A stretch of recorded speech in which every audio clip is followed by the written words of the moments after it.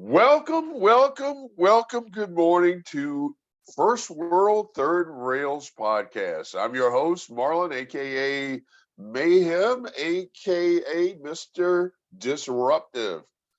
With me at my side, as always, my good friend, my compadre, JD, aka JD.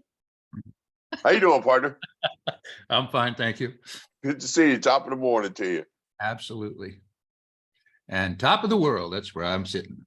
Top of the world you are. I'm at the top of, in keeping with my Memorial Day start of the summer theme, I am on top of Molokini Crater, Oh man, that is beautiful. Maui, Hawaii. It is. It is. Over the year, over somewhere around here, I have still shots, 35 millimeter still shots of underwater sea life at that location. Oh, because you went out and swam there? As they do snorkel trips. I love it. So it's a volcano offshore, I guess. It is a volcano offshore.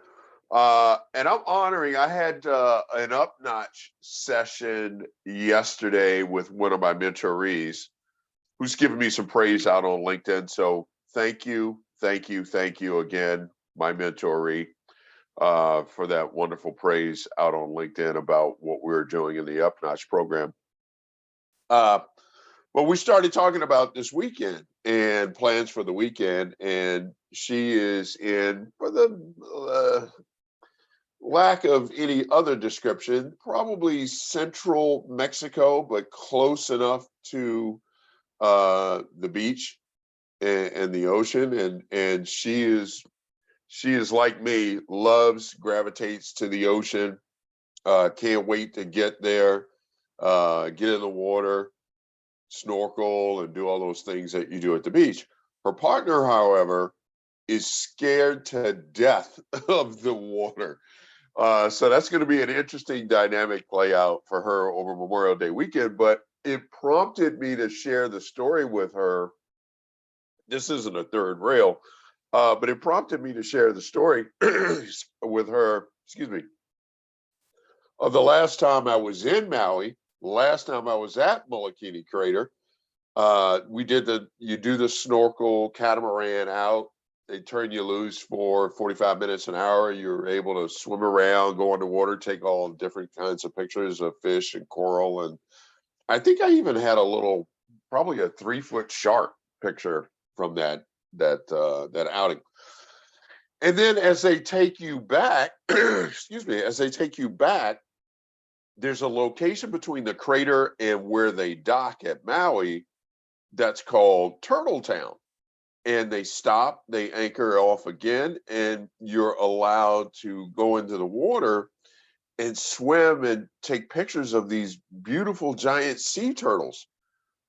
And a member of the group happened to be not that that's any significance, but he happened to be Black, he happened to be gay, and he was absolutely, literally terrified to get off of the catamaran into the water. And the deckhands were working with him and trying to convince him. And I saw all this, and I swam over to the boat, and I'm like, dude, I understand you're afraid. I get it. You cannot come all the way out here and not come in the water and see this. You have to experience this. I said, that's a true statement. I said, I will hold your hand down the ladder. You can hold on to me. He had the flotation device on. I'm like, you can hold on to me. I will swim out from the ladder with you. I'll stay right next to you. I promise you, I won't let anything happen to you. You just can't come all the way out here and not have this experience. And so story. He did. I was convincing enough. He trusted me. So I held his hand down the ladder. I got him into the water. We probably swam he treaded water, and I took him about 4 feet off the ladder. And he put his snorkel mask on, and then probably in about a 1-foot radius, he stuck his head in and started looking around and saw beautiful, just giant, beautiful sea turtles. And it was an experience he'll never forget. And I'm so happy that I convinced him to just do that. And because come on, man, you can't come all the way out there and not experience that. I believe we call that a public service. So that was I felt very good that considerate of you. I felt good that I did that. I get it. Look, the ocean, for people who are afraid of water, I get it. I You get know, it, man. I can relate to that because I like horses, but I'm not confident when I'm close to a horse because you forget how big they are, and then you're standing next to it and it's huge. So it's one of those things that you don't really, your Appreciate brain it. says there's no problem, but your instinct. Yeah. So yeah, I still managed to pet the horse, put on a snorkel and pet the horse. My best horse story, and then we'll get to third rails. My best horse story, and I had part ownership of a horse, racehorse, a few years back with my bowling buddies. We all kind of went in. I think there was a consumption of beers one night that triggered this, but we all kind of went in, and I had 1/16 ownership of a horse. I'll have to reach out Did to you my make friend. money back? Nah, not really, not really.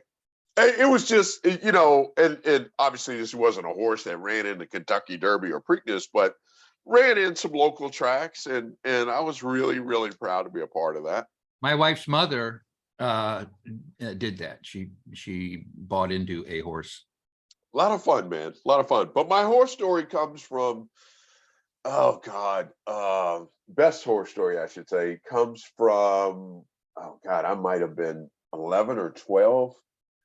And our parents sent my sister and I to a Seventh-day Adventist summer camp. I didn't know anything about Seventh-day Adventist summer camps, but it was a camp away from home. Who took you? My mother sent us. Sent you. Okay. Yeah. Not for religious purposes, but for camp purposes. For camp purposes, it just happened to be Seventh-day Adventist. Social purposes. That makes sense. And they had a horseback riding segment of the activities in camp, and for whatever reason, the saddle on the particular horse that I was on wasn't secured well enough. And so picture this 12-year-old Hanging upside down. coming down the trail. This is back to the barn, and horses have this is when I learned horses have instinct, because there was another rider's saddle who came completely off, and the horse took off and headed straight back to the barn. So as mine started to come off, the horse instinctively headed back to the barn, and I'm coming down the trail just hanging off the side of the horse. Yeah, I've done the trail Screaming for your riding. life. That's actually, I've never actually galloped or anything with a horse, but obviously I've ridden it like that. That is pretty funny. So do you have that crystallized in your memory? That I do. I would imagine. I do. The other two things that are crystallized Horses are big. is after that, we were all in cabins that had bunk beds, and I was on the top bunk bed, and I rolled off and fell out of my 3-level bunk bed at about 2 a.m. You're on the 3rd level? I'm on the 3rd level. I fell out and cracked a rib. Yeah, I don't know how you could avoid that. They had to take me to the hospital, call my parents. They didn't come get me, but they were like, hey, he's okay. We see the x-rays, got a cracked rib, he'll heal. You know what? That's not too bad. No, actually. no. I could have hit my head, which would have been worse, but no. Then I come back, and then the bow on top of this whole camp experience, it was 2 weeks. I come back, and literally my mother, God rest her soul, this is how she told the story. We came home after that 2-week period. I got off the bus. Is there a my third mother? thing? Yes. I got off the bus, and my mother walked right past me and didn't recognize me because she says I grew 1.5 feet in 2 weeks.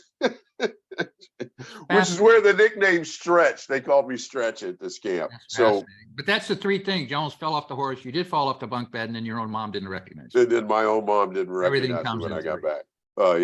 Yeah, they do. Yeah, my son fell off of his twin bed, and he was, 1.5 feet off the ground, broke his collarbone. So Could have been a lot worse. Could have been a lot rib worse. is pretty good. So you bounced. Yes, yes. I miss the old camping days. I was a Boy Scout, so we did that. I was a Boy Scout. All I used to do is cut down dead trees. we did we did camping trips. I remember making soupy pancakes over an open flame, that kind of thing. Those things Ah, the stick. good old days. Those things stick with you. Yeah. We have we put in a fire pit here, and we probably go out there once every 2 months or so. And fires they're good. Yeah. Yeah. Unless you live in the Pacific Northwest, and then they're bad. Now we really got a fire. So what third rails are we going to touch today? Because I don't know how you'd make it around here without touching some gosh darn third rail. I have some theories too that I wanted to advance. All right, go ahead. Float the theory, because I'm the third rail I have, man. I'm angered and I'm frustrated. I'm always angered. That's why, hence Angry Black Man, my other, also known as. Stretch, Angry Black Man. Yes. Okay, fill me in. What's your third rail? How do I say this? Maybe I can help you. The imbalance of fairness. Oh, actually, I think I might be able to help you because I've been trying to posit something. But with the fairness relative to what subject? Which subject? Everything. Legal, everything. health, education, political. Everything. Pick your poison. Everything. In this particular one, there is I think he's a state representative. He's another one. You know, the GIF that I use when I reply to my arch nemesis on Twitter, Theo Terrell. I won't go there. From Django. Many know my Twitter feed, see that all over it. There's another one that I have just another GIF or another nemesis? Another nemesis. And I'm going to paraphrase the tweet that he did. And it was this week, yesterday, maybe even the day before. The tweet starts, all caps. That's a good sign. Fact.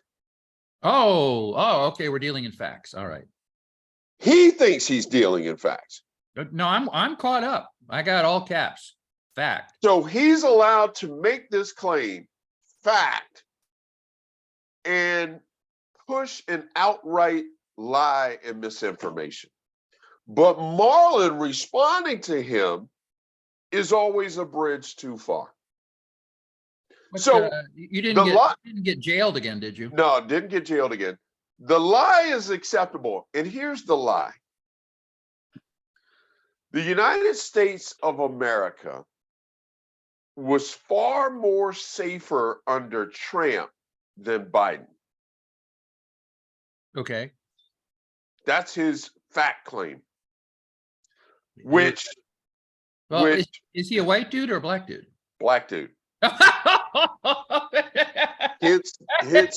Well, then he hasn't been checking out the facts of late, because Trump is doubling down and saying, if I had a do-over, I really would have been much more aggressive with Black Lives Matter. I would have called out the Coast Guard, the National Guard. I would have called out the UK. I'm not even at that level. But the point I'm making is, you're right. It suffers as. Here's why I'm boiling. Here's why I'm boiling. When you allow someone to make a claim like that as fact, here's why I'm boiling. Trump killed, and I'm going to stay conservative because I'm always conservative with numbers. Trump killed thousands during COVID with his lies and misinformation. That is a true statement. So how is this fact? It isn't. How is it permitted to be pushed out as fact? I have been thinking about all of these subjects. So I was trying to find something that would basically cover all subjects. And that's hard. That's hard to do. It's hard, but here's what I'm going to start with. Go for it. Do unto others as you would have them do unto you. That day's gone. Hold on. The thing about that is it's a cliche. Right? I know, but it's gone, long past its shelf life. Well, the thing about it, though, is that it exists independently of viewpoint. It's just equal to equal. equal to equal, equal to Treat equal. others as you would want to be treated. Do unto others, which is kind of a little, it's a twist on treat, because treat implies that you're actually interacting with a human. So do would be, you could do something on social media, you could, whatever. So one of the problems that you have as a black man is that the moment you appear based on your skin color, what white people will do to you. Right. They'll make assumptions. Right. Right. So I want to actually start utilizing cliches that are brought to us by your greater Christian coalition or your white people. So white people are always making statements like do unto others as you would have them do unto you. So I'm like, okay, so you're doing what you just did, which is just lying and making broad brush statements. You're reliable in that sense. So this is the first thing I want to establish, is that through exposition, the more these people talk, the more reliable they become. And what happens then is that we're allowed to assume the worst because we're going to do unto them what they're doing unto us. So I think I'm tracking. I think I'm tracking. well, I noticed it yesterday. We were talking yesterday and we both started to go places and we both stopped. Right. And in my case, I was going to go someplace with Marjorie Taylor Greene, and I decided to stop because it would have been kind of an ad hominem attack. But the thing is that I need to find a way to exist in this world, and I need to find a way to see the entire vista, and that includes Trump supporters. And so what I'm doing is I'm turning them into reliable messengers of, I'm assuming, I used to work really hard not to ascribe intent, but they've exposed themselves and they've become so vocal and they're so omnipresent, and we're starting to have multiple people repeating the same crap, that I think we now have, it's not a luxury, we have the opportunity to just take them at face value. And so I've done that from day one. right, but we keep trying as progressives. I've borne witness to this, and I've borne witness to this in my own life. We keep thinking that we're transgressing somehow by ascribing intent and saying these people are, I think, selfish. You have selfish, you have evil, you have entitled. It's kind of an amalgam of that. Ignorant. You know that I don't ascribe to the ignorant part. I do. Right. Okay. So that's probably the only place where we disconnect.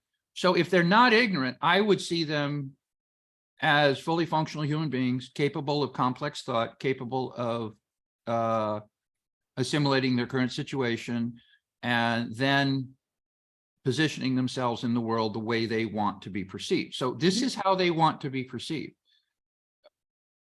Or actually, this is the part that's intriguing. I can make it. I'm going to make it in the next 90 seconds. All right. So they lie, they're selfish, they're misogynistic, they're racist, they gerrymander, and when you call them on it, they say, no, we're not doing that. So that's one of the things that's intriguing to me, is they will be ashamed of things that they're doing, and we should actually remove any opportunity for them to be shamed, because these are their facts as they've revealed them to us. So I think we should challenge these people to actually accept their own beliefs and not be embarrassed. And when I talk about embarrassment, I'm talking about embarrassment on both parties. I think it's embarrassing for a human being to accuse another human being of having evil intent. But they've revealed enough, they've exposed enough, they've said enough that I don't think we have to do a 1, 2, 3, let's see what they do. I think we can assume the moment we start any dialogue. And that to me would be a real sea change you just are removing decency in the form of social constructs where you wait to see what a person's going to say. And I think we need to meet them right at the threshold. In other words, if I see you and you appear to be, you're actually demonstrating you're part of a group, I don't need to wait to hear what you have to say. I think we need to start just saying, I know what you have to say, and it's wrong. That's what they do to Black people. That's what they do to Latinos. They judge them the moment they see them. And we need to actually move all of this judgment and, for lack of a better word, I guess it's hostility. I guess we're obligated to be hostile, and hostile immediately. In other words, there should be no safe haven for somebody who is a liar, a cheat, a misogynist, a racist, and just stating that, I think, is sufficient. I don't think you have to do ad hominem attacks. I think we can just play the rules, play the game by their rules. They've established the rules. They're going to make all these assumptions about progressives, like you just said. They can do this stuff, but then you get judged when you do it. And we need to find a way to be doing what they're doing as a countervailing force without feeling guilty about it, or without letting them constantly get a step on us. I'm still working this out, obviously, but I don't feel guilty, even for the ad hominem attacks. yeah, but you're still marveling. You're like, this person does this, and then when I respond, I'm the one. I don't understand why you would say I'm the one. I think the time has come that you shouldn't even care what people say. No, I don't, as you know. I'm just pointing out. I know, but I'm trying to raise this to an art form and codify it somehow. I'm just raising the clarity of the double standard. That's what I'm saying. I don't think I think we can erase the double standard by just doing what they do, but in reverse. That's all. There's no double standard if we can't be judged by them. And a lot of times, nice people actually still have some shame, and they still feel badly if they insult somebody else. Right, right. And I think we need to get rid of that feeling of guilt. You remember how much I struggled being a white dude when Trump was elected, because I was embarrassed by my people. Right, right. And I identified closely with them because of that embarrassment. And now I'm actually starting to, I'm ascribing intent. I'm saying, I've told you, I don't think they're ignorant. I think they're entitled. And I think they're afraid. And I don't need to listen to what certain people are going to say to know who they are. And then we can just start talking about things as they are, which is, you're afraid. And I think once you start looking into the heart and soul of some of these people, what you'll find is that the fear is universal. So they're afraid of having their place taken, but also they will march in groups with tiki torches and with guns. But if you actually get them isolated one-on-one, they're afraid of everything. In other words, right. It's almost like the Russian army. If you really, really push back, they're going to collapse because they're afraid of everything. But I go to my toolkit for that I word, and I've said this so many times, and until somebody gives me a different, better use of a word, I go to the toolkit and I use the I word. And I use the I word and I go to the toolkit because all of what you are saying is true. But their chosen one has done nothing for them. In fact, he's made things worse for them. But in their thought process and comprehension skills, whether they're blind to it, too ignorant to acknowledge it, I don't know. It's probably a combination of things. But he's done nothing for you. He will never do anything for you. Okay, so we've been here before. And yeah, we have. we've got to survive this. Anyway, I'm trying to find a way to codify this. I know. What I mean by codify it is get a reliable response that actually helps me, Right. in other words, helps me stay sane. Right. And I'm beginning to think that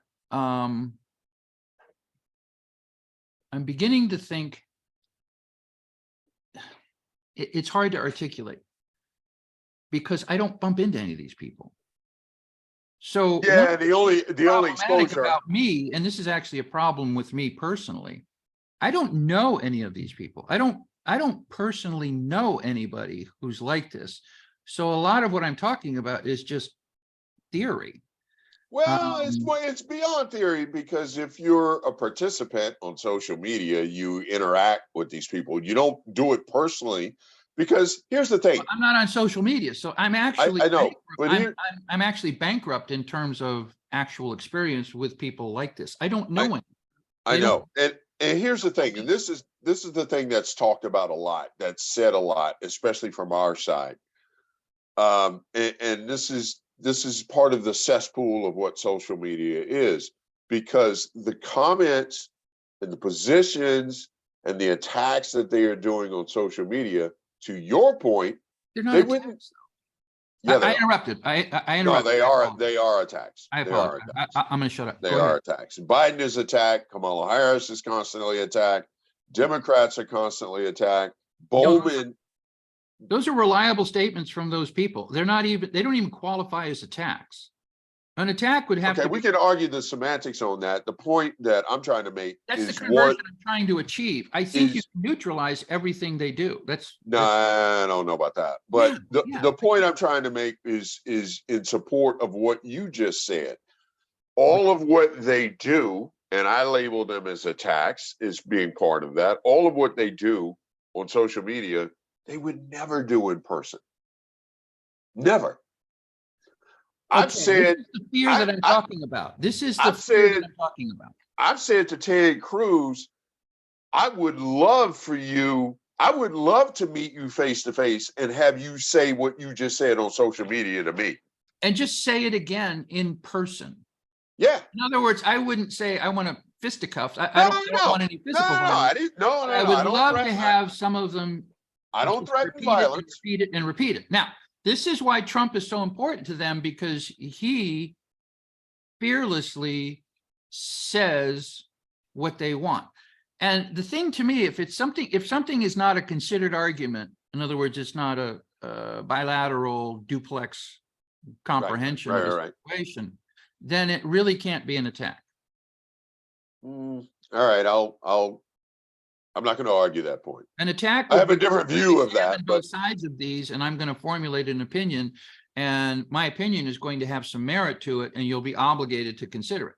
Well, that's what I'm saying. I don't think we're obligated to consider any of these things, and it neutralizes a lot of what's going on and changes its character from being some type of argument to just like my lawn needs to be mowed, or I need to trim back. In other words, we need to just trim these people back, and the only way to do that is through voting.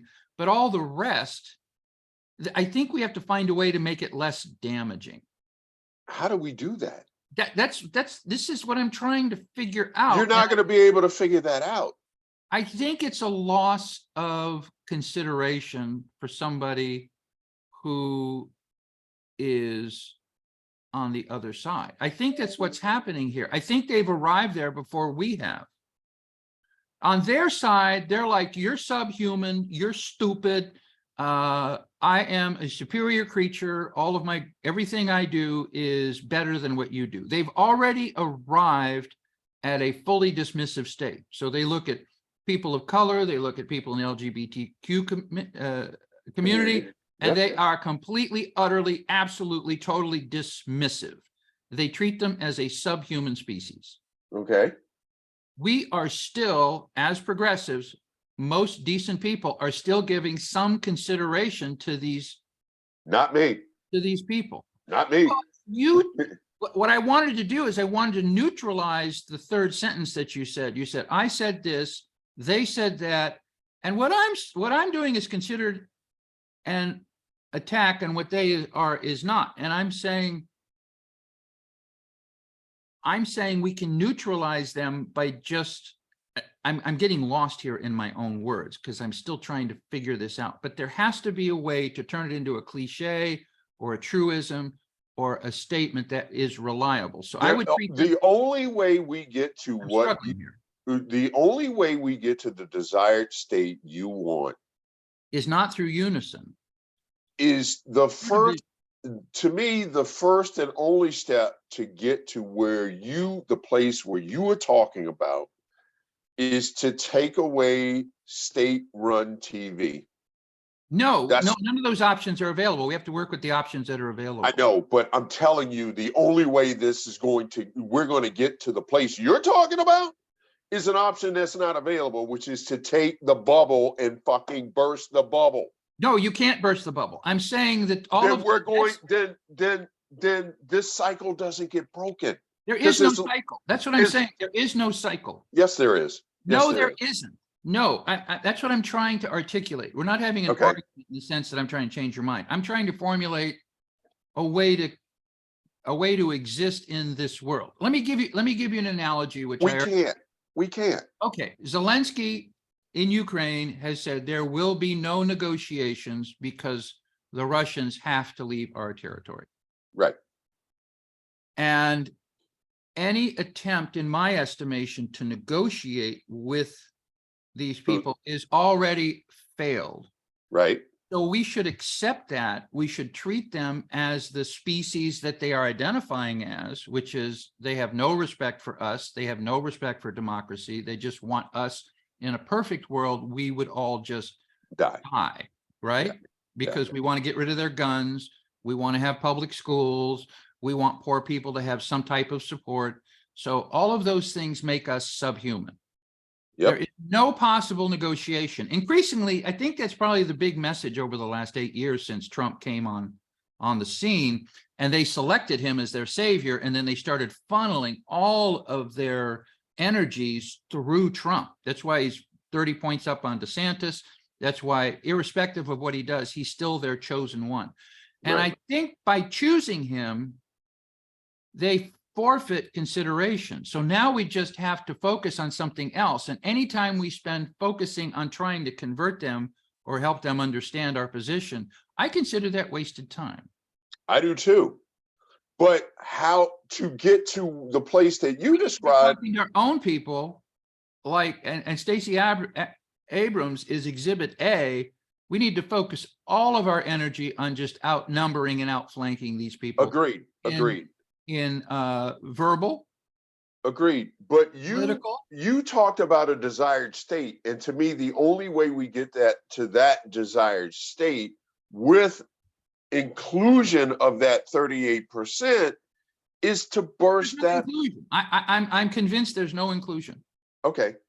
Then that changes my inclusion, which is kind of where I'm going. And I'm not trying to convince other people. I'm trying to find a place for myself to live in this world. Okay. Because I'm a white person, so I'm actually saddled with all of this. You've heard of technical debt and the technical world. Right. This is moral debt. Yes, I have a lot of debt, and I'm trying to find a way to exist here. And what I've gone to is things that I've talked about in other contexts, which is fear. I believe that if you push on some of these people, they will withdraw and collapse. Now, some won't, but a lot of them will just go back to their houses and stop creating trouble. I don't know about that. We can get there. And what's that? I don't know about that. Right, but there's no inclusion. Because when they retreat back to their houses, guess what? They're still in that bubble. I don't mind if they're in the bubble. I used to take offense that these people believe these things and we're living in that bubble. And I guess that's, again, I'm just trying to make a construct for myself. I'm no longer spinning up cycles to concern myself with these lost souls. Okay. They become essentially lost souls. Yes. And so that changes that changes the lay of the land. Like, what would you do next if you were still trying to actually be in unison with other citizens? Would be one thing. If you say they're lost souls for now, and I'm going to focus my efforts elsewhere, which is simply getting one more person to vote in one more precinct in one more election. Yep. Yep. Yep. And at that point, if you actually ignore an entire class of people, which is what they've done to people of color, they're like, you don't Right. fucking matter. So Right. I think we need to find a way to, and it doesn't even have to be gracious. It's like, you don't fucking matter. And they'd say, well, we have a 5-seat majority in the House of Representatives. So you actually said something about the woman who spearheads efforts to get politicians who don't support gun laws thrown out. What was that? Oh, woman's- Shannon Watts of Right. Mom's Demand. And you My cited hero, my specific personal tweet hero. that she sent to that guy in the Tennessee legislature and Mhm. said, if you don't, then we're going to switch you out. And I think that literally has to become 100% of our position. Yes. Yes. So you're like, so let me give you an example. With this mindset, I would not have negotiated with Kevin McCarthy. Kevin McCarthy. I was waffling on it, but as we discussed yesterday, I believe that the Republicans were only deliberating whether they would leave the meeting in the first, second, third, fourth, or fifth minute. But they Right. knew when they woke up in the morning that they would be leaving the meeting in the fifth. Yep. And Yep. at that point, a lot of the considerations that they've been afforded, I think, should just be withdrawn. And it should be like, well, we're in a war of attrition now, and it may take longer than we want, right? But you suck, your views suck. And I don't know how you can be attacked by somebody who is just for lack of a better word, a subspecies. In other words, we need to ignore them like they've ignored big chunks of their Democratic brethren.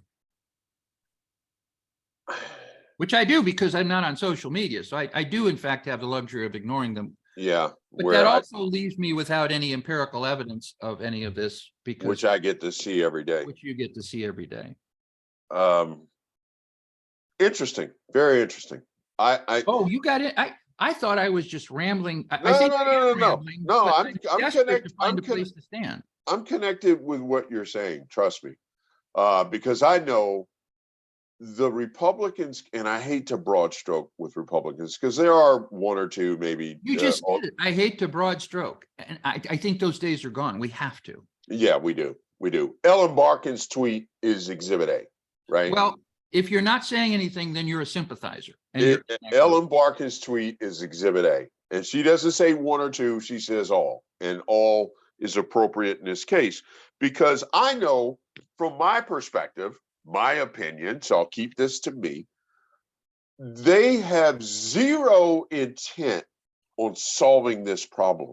I believe that to be true. Their number one goal is to assign blame and make this Joe Biden blew up the debt ceiling and put it. I've been watching and not understanding. They finally convinced me.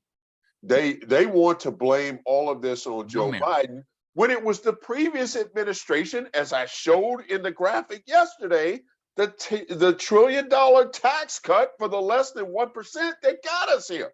But all of that, I'm gonna just put all of that aside because you're right. We have to label them as lost souls. The unfortunate part of that in doing that is that we never have an opportunity to bring them out of the darkness because of state-run TV and the bubble and the alternative universe that they live in. So right. I don't know what the future is. My heart and the way I was raised tells me if we just go forward and stay divided, that only weakens us as a nation. All right, so let's spend some time on this stay divided part. So what I want to do now is I have abandoned any effort to reach people on the far side. Yeah. Would we concur that there are human beings in the United States who are kind of milling around in the middle? Yeah, oh yeah, There are some. They're yeah, considered independents or swing voters. yeah, All right. So I think at the point where you stop trying to respond to the far right, you can actually take some interest in attracting the people. middle. Yep, yep, And so let's go directly to the debt negotiations as an example. So Biden already put his foot in it. They've already started. right. That's I his job. That's his job. He knows that. He had to do Right, that. that has become his job. I'm not going to pass judgment. It's too late. They're negotiating. I think that we could build some new skills. And this is where I'm trying to actually split hairs, but I'm not splitting hairs between people. I'm splitting hairs between concepts. And what happens is if we always respond to the far right, it takes cycles.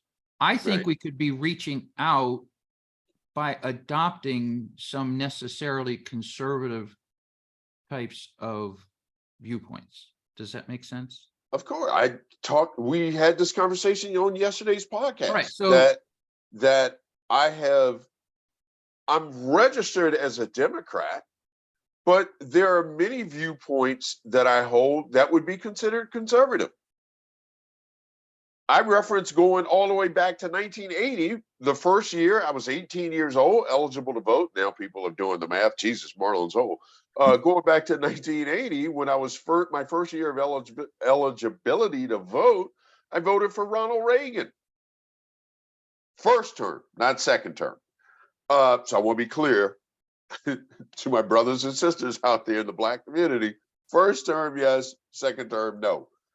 Because some of the values that I possess are conservative, but there are others that would be deemed liberal. So, yeah, you can incorporate both. The problem, but we and don't. because the problem is when it comes to that incorporation, there's one half that we won't incorporate because they are operating under misinformation and lie. All right. And untruths and nothing to do with science or fact or data. Right. Which are you talking about the 38%? I think every There's some in dialogue the we there's have some in the moving middle. forward could exclude the 38% as lost souls. I like lost souls because There's there's some in the middle who are operating under, which is why they're in the middle. They're operating under misinformation and non-truth and okay. alternate realities. Well, But that's there why are they're also undecided. people. Agreed, complete agreement. And would you characterize them as low information voters? Some, yes. Okay, and they get their information from their And I want to be clear. I want to be clear. I'm not talking about in that group in the middle of low information voters. I'm not talking about they're all white people. There's the entire spectrum of the 330 million that includes white, black, Latino, Asian, whatever demographic you want to include. There's a representative of each of them in that middle misinformation, low information informed, who don't understand how these issues are impacting their life and need to get educated on that. So that's not just white people, that's all people. All right, well, as you noted, your new nemesis was a black guy. So you have multiple nemesis, so that do you have I nemesis? do. I do. Nemesis of Right. there's another one who I'm not even he's black, he's young, he's an idiot, he's a moron, he's a MAGA hat wearer, he does videos with his MAGA hat on. Trump is the Messiah, Biden is the devil. They're I like that term because they are lost and they're always going to be lost. From our The problem is the lost number of souls continues to grow. You know who I have in that number making up that category? I have evangelicals in that category. Because if you're a self-proclaimed Christian and evangelical, how you support him and this party? Okay, look at the gravitational pull of the far right. If we start talking about evangelical Christians, then we're being pulled all the way back to the end in burning cycles. Well, how do you mean? Okay, so not everybody is an evangelical No, Christian. no. I'm just talking about the those that are self-identified as that. How do you support what? I'm caring less. I'm already declaring them. But I have a so then different opinion. that adds to that number of lost souls. We can't have a nation of lost souls. We can't. There's only one circumstance under which we would have to figure out what evangelical Christians and conservative white voters want. There's only one circumstance, and that would be if they were in the majority. Right, right. All right. To So your point, we have this superpower, but I think we squander it by our perception because we are always a step behind. We're always a beat behind because there's so. something about us where we want to actually talk about the way other people feel and try to help them see the light. And I'm thinking we have to abandon that. In other words, if we don't waste any time on the 38%, then our behaviors would change. Yes, they would. And your position is we need to shift that focus, time, energy, and effort to the middle. But there's going to be a percentage in that middle, undecided, uninformed voter who's going to, if we don't, to your point, if we don't emphasize and put effort toward them, they're going to shift over and be a part of that 38%. That 38% is going to grow. And we need to avoid having that 38% grow. I'm more in favor of that than I am trying to reach those that are in the bubble of the 38%.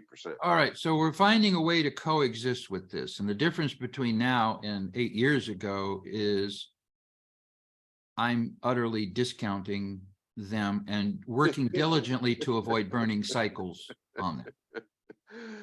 But I'm not saying they're ignorant. I'm just saying that they want things that I don't want. But I believe there are, what's that? You know my position on the use of the I word there. I do. This is actually a real challenge. And think about it. We've been talking about it for 30 years, but it really only came to the fore as a conundrum. Yep. I mean, there's always been division. There's always been differences of opinion. Yep. But it's only become, I mean, COVID was like a pandemic, right? Yep. So we actually have a pandemic. We have another illness. We have a sickness. Yeah, we do. Yeah, we do. But I don't think we can inoculate this sickness. And the reason I have some confidence in that is because I'm white. And I'm not going to sacrifice myself again. Right. But I understand all of the logic that surrounds disliking people of color and LGBTQ. Their motivation. Yeah. My standard. They want to take the United States back to 1945. That is their goal. I recognize all of that. I can't tell you that I am completely devoid of that. I really would like a simpler world. And I think I pointed this out before, which is not originating with me. It's just a fact. Successful societies are actually completely homogenous, or they are very diverse. You really only have problems when you kind of move into the middle and you have some majority that's then trying to assimilate some minority. Now, we don't need to assimilate this minority because I don't think they can do any real harm. And you're like, what? If we manage to take the House of Representatives, I think it could be the beginning of a generation or two of improved situation. In other words, we just have to talk about that exclusively. And the way to do that would be to recover some people in the middle. So I'm starting to blabber again, but it's only because it's such a huge subject. I think that Democrats could do certain things to help low information voters, because those low information voters may not be getting their information from the news. I don't think everybody watches Fox all the time. A lot of people literally just don't pay attention. And they get their information from their daily existence. The friction that they have buying gas, the friction that they have buying food, that type of thing. They're exposed to, you do know that they're exposed to different sources. I'm not going to call them information sources I do. or news sources, but they are exposed to different sources of intake, input. All right. So you and I have the luxury of having a lot You of just said Fox, and I agree with you that they don't all watch Fox, but there's a vast percentage in that group. This pains me to say this, but this is the reality. There's a vast percentage within that group that gets their information from TikTok. So how they view the world and interact with people that are not like them are based on stuff that they are learning and being exposed to on TikTok. I think a lot of people get information also from their daily existence. And if they're formulating an opinion about a politician or a person they would vote for, they kind of rely on information sources for that. So their assessment of their world would be from their daily existence. And if they're going to vote or not vote, then they might actually factor in some of the things that they're receiving from let's peel that back a little bit. You're a low information voter. Your opinions are being formed on your daily existence. Let's say that existence is in a poorest neighborhood, underserved, underdeveloped, last in education, last in median income, last in healthcare, last in just about every program that's out there, living in that trailer, and you're being told the reason that your existence is what it is because of the left and AOC and Biden and Kamala Harris and every other far leftist progressive. You actually went to something which is very helpful. Keeping in mind that I'm trying to codify something here. I very rarely hear an outright accusation. Oh, I see it every day. That the right is responsible for your misery. There tends to be a two-step process. In other words, on the right, they'll say the left is responsible for your misery. They go right to, they won't bury the lead. They're like, all of these things are because of libtards. Right. On the right, on the left, our patterns are different. We'll actually say, well, conservatives won't tax the rich. Right. And then the presumption of the progressive is that the low information voter will then actually translate that properly into, oh, that means they're not paying their fair share and it's materially affecting my well-being. So on the left, we just talk different, and I don't think we're going directly for the jugular. You could almost just replicate Fox, which maybe this is what CNN's trying to go right. Yeah, they are right. Almost they're not trying. They are right. Everything in reverse, but then you would have to lie. And I'm wondering if we're at the point where we're allowed to lie now because it's for a good cause. The right has determined that their cause is so just that they can do any damn thing they want, make any accusation that they want. And we resist that. Yeah, because I don't want to get it. I don't want to get in that pool. But I think that might be the path to. I don't view it as the path. I want my world to not be. Yet, I don't. I want the core and center of my world to be based on fact, truth, and science. All right, but can't we still make accusations knowing the facts? In other words, can't we do some of the things that, it's like you said, when they say it, it's a lie, but when I say it, I'm the one who's out of bounds. Right. So why don't we just go out of bounds? I guess that's what I'm saying. And instead I of think in asking some, people I to think it, understand the impacts, just I, let me give you, for instance, I think Democrats are making a huge mistake by running Biden again. And everybody knows it why? because he's old. He's fucking I'm old. not, look, hold on. I No, this don't is give, an example oh, of no, what no, I'm no, no, talking no, about. no, no, no, no, no, no, no, no. We Hold on, know stuff, but we don't hold act on, on it hold because we on, need to. hold on, hold on. This speaks to the point that you've been trying to make the entire hour we've been on today. Yeah, which I haven't made. I don't give a flying fuck about Joe Biden's age. But a lot of people do. I'm not talking about them. I'm talking But about me I as am talking about low I'm talking information about voters me who right know that now. he's fucking old. I'm talking about me right now as a registered voter with this minuscule platform. I don't give a fuck about his age. I do, and I think the Democrats are making a mistake by What I not give identifying somebody else. what I give a fuck about is, has he performed in his job? This is we're agreed. We're agreed. He You're cutting has. me I off. You're love the cutting me guy. off. You're I cutting me like off. him as a You're president, but cutting he's me. too fucking old. You're And cutting low me off. information voters are not able to You're get cutting across that. me. You're cutting me off. I Oh, do I'm so sorry. not give a fuck about Joe Biden's age. I give a fuck whether or not he can do the job. If the roles were reversed and Joe Biden was a Republican, no one would be mentioning his age. They would be touting the work that he did and what his plan is for the next 4 years. So why should that be any different right now? Why should the Dems be afraid to say, look at his accomplishments? I know he's old. Fuck, we're all old. We're all getting old. Okay. But what has he done in his 4 years? And does, uh-oh. What happened? Oh, I'm back. Did you freeze up? Yeah, I did. And does his 4 years merit my vote for another 4? I don't care Yes, it about his does. age. Yes, I don't it care about does. his But age. for a low information voter who's not actually stitching these concepts together and applying them in their own life, Then go vote for DeSatan. Go vote for DeSatan. Go vote. You're a lost soul. I'm just trying to find a way forward where we're not.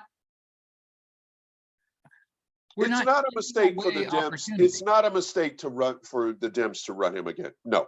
Okay. Not I'm based just on citing age. that as one example of things that a low information voter is going to predicate a decision on. The low information voter is a lost soul. The only question No. is, I'm saying that there's a wasteland in the remaining 62%.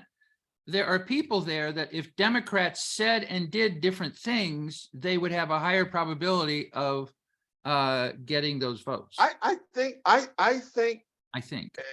and I'm preferencing this with I think Democrats do a very good job of going to the grassroots level and educating that percentage on the realities of what's happening. And All what right, then why is Ice Cube saying what he's saying? You cited that yesterday. He's a fucking moron. Okay, not everybody. I take that back. I take that back. I don't want to call Ice Cube a moron. I'm a big fan of his. I know if he heard me say that, I know what he would say in response to me calling him that. Does he become an immediate lost soul, or is he on to something in terms of? I don't know. He's not on to something because there is no alternative.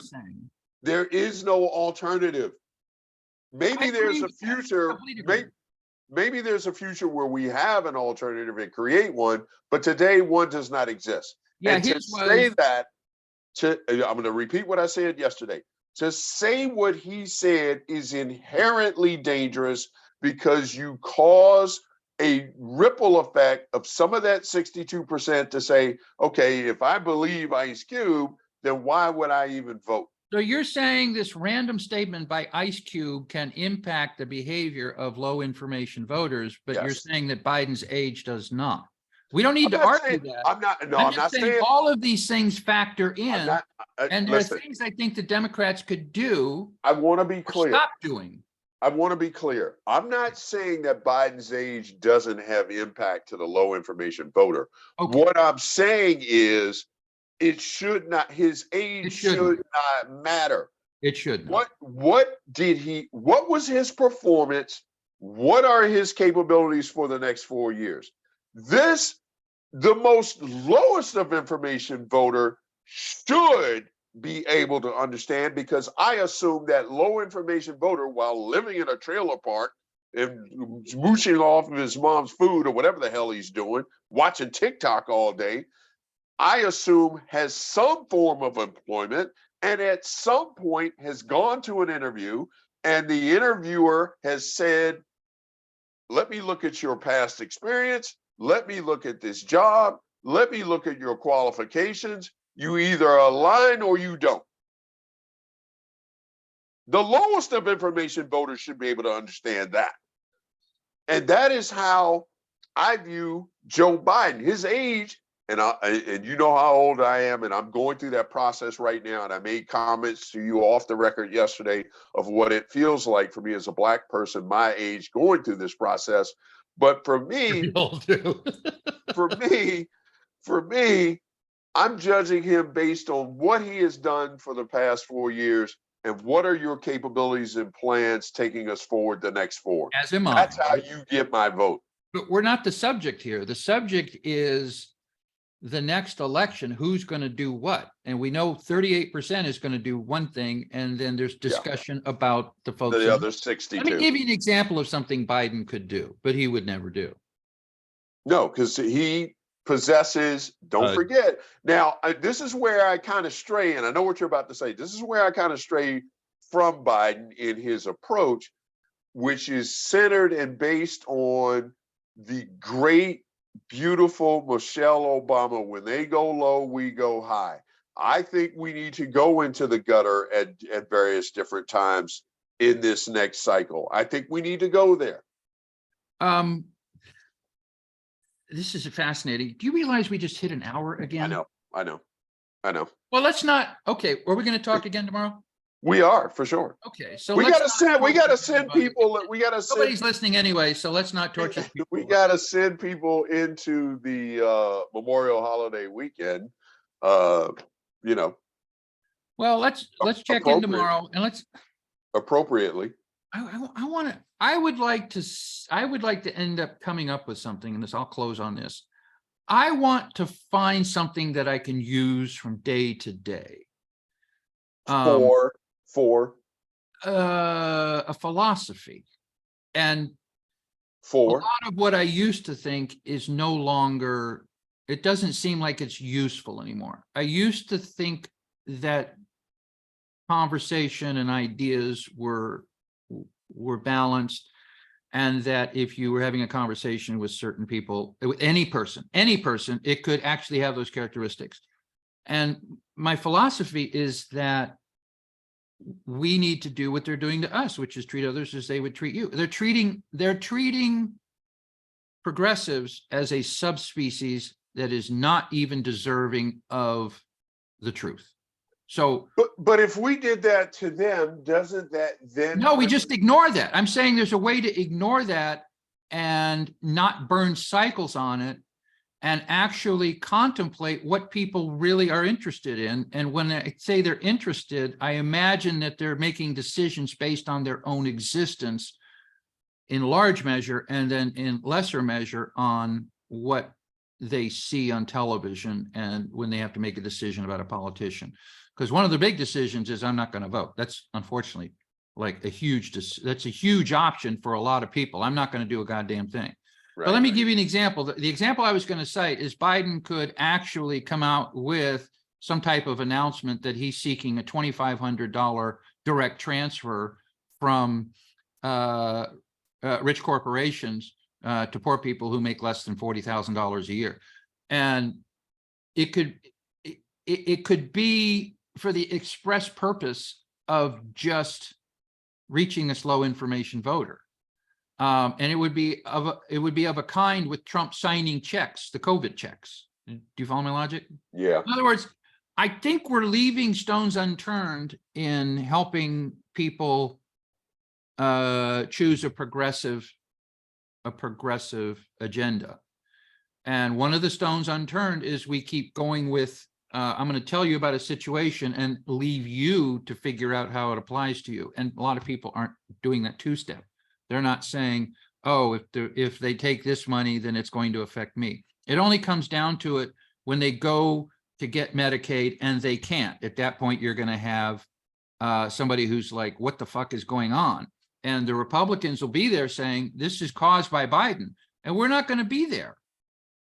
We're going to be saying the Republican Congress doesn't have your best interests at heart. In other words, it's a two-step. I wish we could find a way to be more one-step and move immediately and simultaneously instead of waiting to hear what they say, responding to it, and coming late to the party with low information voters. This is a fascinating conversation. Well, it is and it isn't. It's kind of like all it is. No, it's a In my fascinating case, conversation. it's just confusion.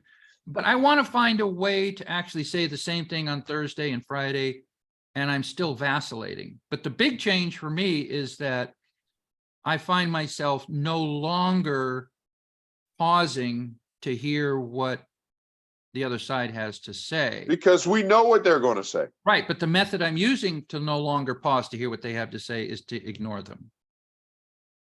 And it's a new behavior. It's not a balanced behavior. Yeah, it's hard for me. It's especially hard for me because ever since the petulant child took over my biggest social media platform, they are in my feed every single day. I saw somebody do a tweet, and I'm going to paraphrase the tweet. I got to get on social media. I have got to go out and do something. The feed that I see in and remember, there are two. I'm not going to pull a screenshot up, but there are two feeds in your Twitter feed, in your Twitter profile, for you and those that you're following. In the for you feed, what we are seeing is garbage that is anything but for me. It's an algorithm that has been implemented by Musk. Yes. To distribute his viewpoint maximally. Yes. Which is why many of us are saying we don't know how much longer we can endure this cesspool of a platform. And they have sought others, and Spoutable and so what you're saying is you've lost the algorithm in Twitter. I don't know that I've lost it. I know the algorithm has switched sides. It's on the other side. It has changed, yes. And I see whether it was neutral or not, we don't know, but it's on the other side now. I see the MAGAs in my feed daily. Now, some of that might be because I've responded to that particular MAGA and the algorithm kicks in, but I'm seeing MAGAs that I've never and have no desire to talk or hear from. We'll table that for another time. I think this is a fascinating discussion.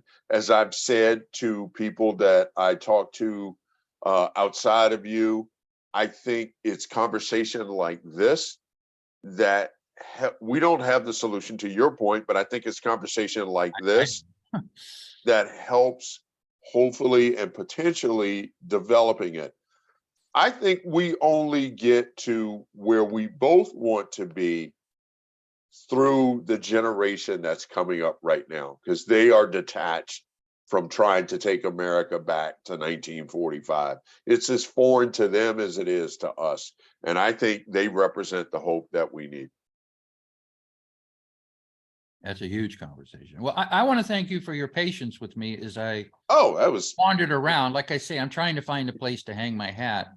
And it's different than what it used to be, which was just conversation and interaction. And I'm gonna take us out with a shout out. Okay. To all, I want to make sure it's to all, but one group in particular, and I'm going to single out one group, and I'm going to tell you why. As we head into Memorial Day, both my parents are buried at Arlington National Cemetery, and that's because of my dad's tremendous service, public service, both in the Army and federal police force.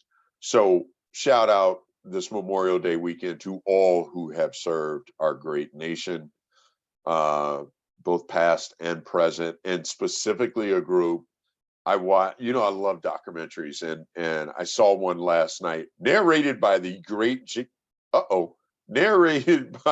he's gone. I lost him. He'll be back.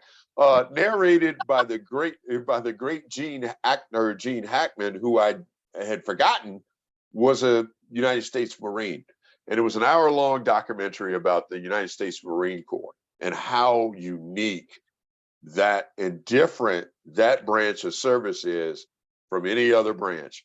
And they kind of went through what that means to be a United States Marine. And there's, they have all kinds of sayings that are related to their service and their role as a United States Marine Corps person. And one of which is, when you become a Marine, you're a Marine until the day you leave this earth. And the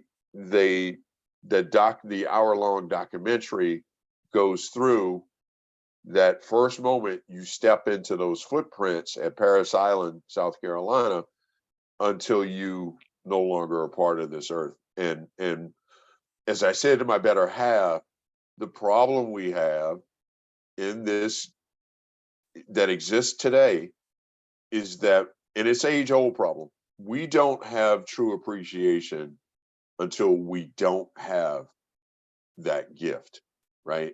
It's only, or until we need them. Like, no one appreciates their local fire department until they need them. I do. I see firemen in my grocery store.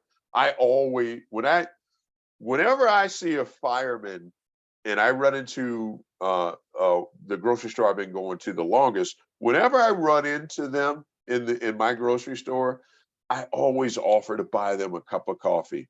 Or if it's a small item that they're going through the express lane, I always offer, hey, I would love to get that for you. Do you mind? Because we don't have an appreciation for them until we need them. We should appreciate them every single day. Like everybody who has served in the military, Marine Corps, Army, Navy, we should have a vast appreciation for the liberties that we enjoy every single day. So for Memorial Day weekend, to those who served and are no longer with us, we love and appreciate you. There you go. On that note, my friend, what do you got planned for the weekend? Oh, you're gonna strike up the fire, right? I don't know if we'll do a fire tonight, but we definitely are going to go to the pool this weekend. The pool, yes. It's not exactly what is that behind you again? Molokini Crater. Molokini Crater. I need we need to be in the Jetson age where I can transport to Molokini Crater, just drop in, do some swimming. Well, like I said, I so miss the beach, man. My body is devoid of what made it what it is, man, because I miss the ocean, my connection to the ocean. I miss it much. Now, people would say, Marlon, you got to get out of your house and go. And that's the first step. Yeah. You got to go to the pool, and then you can go to the ocean. Then I can go to the ocean. I'm not far from the ocean, certainly Puget Sound. So I could go, we could, this weekend, I don't know, but I might convince my better half, hey, let's go sit on the sand and have lunch. Do that. I like that. Reconnect with the ocean. I like that. All right, bud. Hey, as always, we appreciate whoever's out there listening to us. I'm giving up on the numbers now. But please follow us on Twitter, follow us on Spoutable if you're on Spoutable. If you're not on Spoutable, get on Spoutable, because there are more of us that have commonality than on the algorithms of Twitter. So look into that. Join us there. Subscribe to our YouTube channel. Please like us. Please comment. Don't be bashful. We love feedback. If we suck, write a comment that says, hey, you guys suck. We love you because you're old, but you suck. Feel free. I'm going to make a comment. Feel free to do that. My own meandering. Talk about lost souls, but be that. Lost soul, right. Hey, as always, man, we try and bring a moment to our viewers and listeners out there, and we hope that moment has value to you. So thank you. Like us, join us, subscribe to us, and we will catch you on the flip. All right, bud. Take care. See you, partner. You too, man.